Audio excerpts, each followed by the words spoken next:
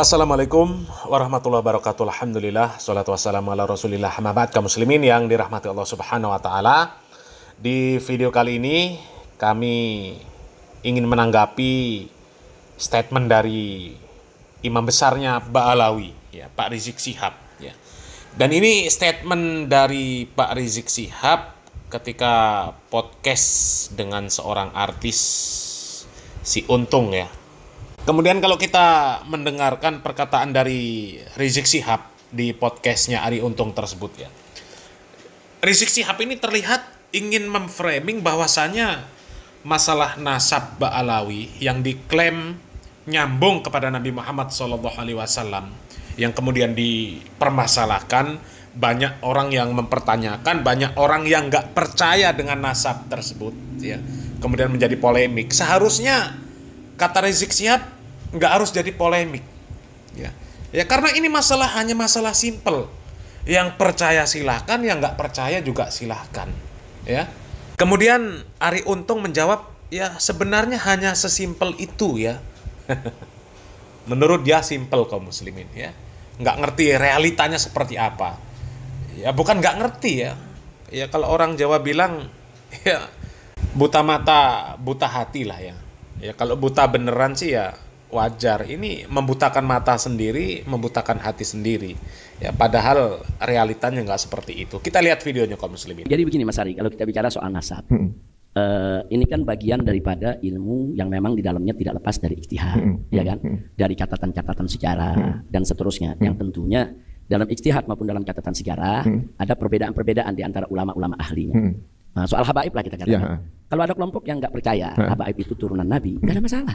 Itu hak dia. Hak dia. Ya sama seperti tadi berarti, ya. Itu hak dia nggak percaya nggak apa-apa. Yang jadi masalah pada saat dia melontarkan hal-hal yang nggak elok kepada para habaib. Habaib penipu, habaib pembohong, habaib ini penumpang gelap, habaib ini penjahat, habaib ini nasabnya palsu dan lain sebagainya. Dan itu dijadikan propaganda. Kampanye ini yang bikin gaduh. Kalau ada orang nggak percaya habaib itu dan Nabi, kan hak dia. Ya. Sesimpel itu sebenarnya. Simpel. Ya kalau Ba'alawi itu mengklaim bahwa nasab mereka nyambung kepada Nabi Muhammad SAW, tapi itu untuk keyakinan mereka sendiri, nggak ada masalah, ya, nggak ada masalah, simpel kalau seperti itu.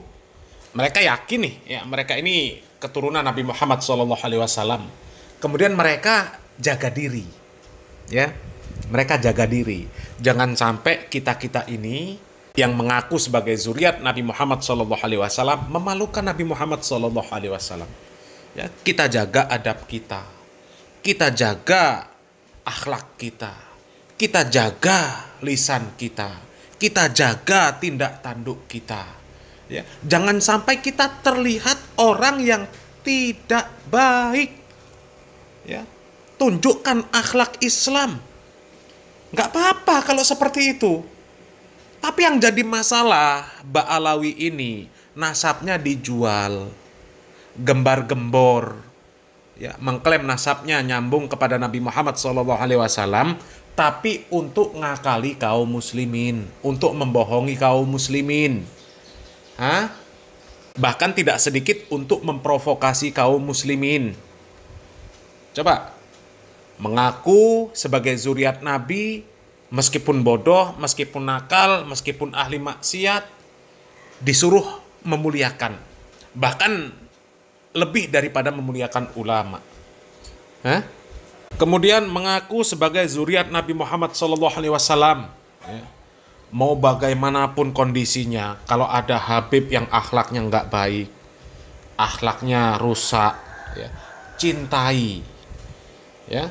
Kalau ada Habib yang salah, jangan dikritik. Kalau ngeritik sama dengan iblis. Kemudian kalau ada Habib yang mengatakan sesuatu, ya percaya. Nggak percaya sama Habib, kafir. Itu kan meresahkan. Ya, meresahkan. Wajar kalau orang berontak. Wajar kalau kemudian dikritik. Wajar kalau kemudian digugat. Ya, kalau sekedar koleksi pribadi Ba'alawi, ya kita ini zuriat Nabi, ya kita nggak boleh menunjukkan akhlak yang nggak baik, tutur kata harus baik, adab, akhlak harus baik. nggak apa-apa. Kita nggak nerima zakat, nggak nerima sodakoh, nggak apa-apa. Nggak apa-apa. Tapi kan selama ini kita tahu mereka jualan nasab untuk memperbaiki nasib mereka. Sampai orang-orang yang bodoh dari kalangan Ba'alawi saja disuruh ceramah dengan kedok ini lebih mulia daripada ulama. Kan parah ya. Coba kita lanjut lagi. Bentar, Anda nggak percaya, sudah selesai kan? Nah, ada lagi kelompok muhibbin yang percaya, itu hak dia juga dong. Ini soal percaya nggak percaya, soal trust, itu kan soal hati. Soal hati kan kita kembalikan kepada yang bersangkutan. Nggak bisa juga dong kita paksa orang yang nggak percaya, itu harus percaya turunan Nabi ada, nggak bisa. Dan itu nggak boleh. Nah, kita hanya menunjukkan bahwa Habib ini keturunan Nabi, ini loh silsilahnya, ini loh catatan sejarahnya, ini loh bukti-buktinya. Mau percaya silakan, nggak percaya nggak apa-apa. Seringan itu, Simpel kan? Dan dari dulu juga yang nggak percaya banyak kok, bukan sedikit. Banyak dari dulu yang nggak percaya, tapi nggak pernah ribut. Maksudnya udah bertahun-tahun. Dari dulu udah banyak kok. Katakan umpamanya sebagian saudara-saudara kita di Muhammadiyah, saudara-saudara kita di Muhammadiyah. Dari dulu banyak yang mempertanyakan itu. Saudara-saudara kita dari golongan Al-Irsyad umpamanya, ya kan sebagian. Dari dulu juga banyak yang mempertanyakan itu. No problem. Dia mau percaya, dia nggak percaya, hak dia. Dan dari dulu kan yang benci habaib juga banyak. Dari dulu mereka nggak percaya habaib keturunan Nabi juga ada, tapi nggak ribut. Kenapa nggak ribut? Karena mereka-mereka yang nggak percaya ini nggak melakukan propaganda, nggak melakukan fitnah. Lakum dinukum waliyadin lah. Sudah selesai. Jadi, saya nggak percaya, selesai. Saya nggak mau panggil itu Nabi dengan panggilan Habib. Saya mau panggil nama aja. Itu hak dia. Saya mau panggil Ustadz aja. Silakan. Nah, jadi artinya sebetulnya persoalannya sederhana. Nah, antara percaya atau enggak aja gitu. Ada orang nggak percaya, kemudian dia bikin tesis umpamanya untuk mengungkapkan secara ilmiah. Lalu habaib ini nggak meyakinkan keberadaannya. Itu hak dia. Tapi kalau dalam tesisnya ada kemudian fitnah, hoax, kemudian ada cercaan, ada caci maki, itu bukan tesis ilmiah lagi namanya. Yang terjadi saat ini itu. Nah, jadi kalau ada kelompok yang nggak percaya, silakan. Saya paksa. Sesimpel itu sebenarnya. Contoh sekarang Mas Ari, bahwa Wali Songo itu adalah keturunan Nabi. Mas Ari percaya, hak Mas Ari kan? Mas Ari nggak percaya, hak Mas Ari juga kan? Terus apakah kalau Mas Ari nggak percaya langsung boleh kita tuding, kita maki-maki? Atau sebaliknya kalau Mas Ari percaya, Mas Ari harus dicaki-maki, dituding-tuding? Enggak dong. Itu urusan percaya nggak percaya, jalan aja masing-masing.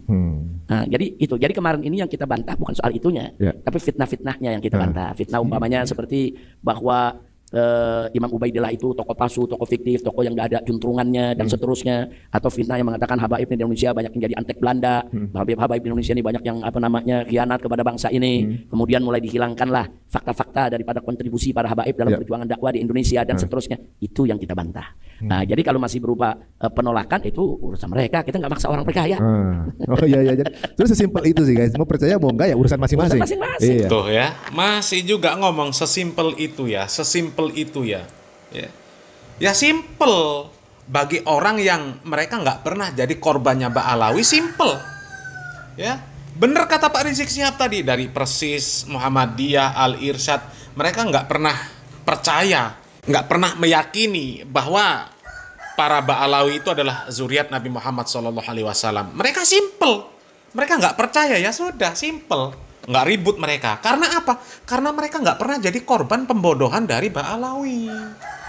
Beda dengan sekarang ini yang mereka berontak karena mereka dulu jadi korban gitu loh. Ya, memang simple. Simple. Coba lihat Muhammadiyah, Persis, Al-Irsyad, ya, Salafi. Mereka nggak bingung, nggak buat tesis, buat penelitian, enggak. Mereka nggak bingung. Karena apa? Ya itu tadi. Mereka nggak pernah jadi korban. Tapi coba yang sekarang ini berontak, yang sekarang ini menggugat nasab Ba'alawi, mereka dulunya korban. Ya kan dulunya kan sekolah. Sama-sama di NU. Sama-sama di NU. Mereka sudah jadi korban.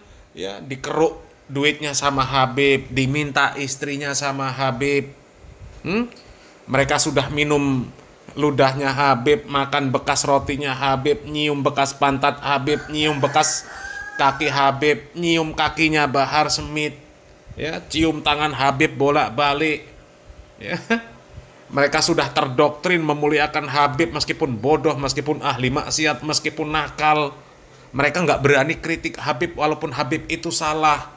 Mereka sudah berani nyerahkan istrinya kepada Habib karena mereka terbodohi selama ini. Sekarang mereka berontak. Itu loh. Mereka bergerak jangan sampai orang-orang Aswaja ini terbodohi terus.